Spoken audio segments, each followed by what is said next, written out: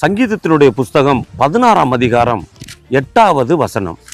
கர்த்தரை எப்பொழுதும் எனக்கு முன்பாக வைத்திருக்கிறேன், அவர் என் வலது பாரிசத்தில் இருக்கிறபடியால் நான் அசைக்கப்படுவதில்லை. பிரியமானவர்களே, ஒரு முறை ஆண்டவர் கடல்ல அப்படியே நடந்து வருகிறார். சீசர்கள் எல்லாம் போட்ல இருக்காங்க. ஆண்டவர் கடல்ல நடந்து வர்றதை பார்த்த பேதுரு, ஆண்டவரே நானும் கடல்ல இறங்கி நடந்து வரணும் என்று ஆண்டவர்கிட்ட கேட்டான்.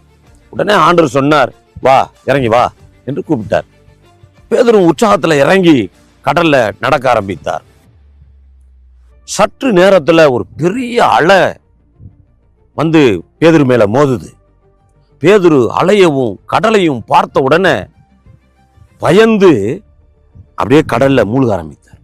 வானத்தையும் பூமியையும் உண்டாக்கின சர்வ வல்லமையுள்ள கர்த்தர் நமக்கு முன்பாக இருக்கிறார் என்பதை மறந்து போன பேதுரு காற்றையும் கடலையும் இந்த அலையையும் பார்த்து பயப்பட ஆரம்பித்தார். கர்த்தர் உடனே கரம் பிடித்து பேதுருவை தூக்கினார். பிரியமானவர்களே, உங்களுடைய வாழ்க்கையிலும் அலை போன்ற பிரச்சனைகள், துன்பம், வேதனை, மன சஞ்சலம், சொல்ல முடியாத துயரத்தோடு இன்றைக்கு நீங்க காணப்படலாம். பயப்படாதீங்க. தாவீது சொல்றதை பார்த்தீங்களா?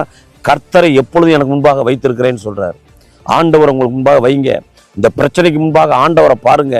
ஆண்டவர் பெரியவராக இருக்கிறார்.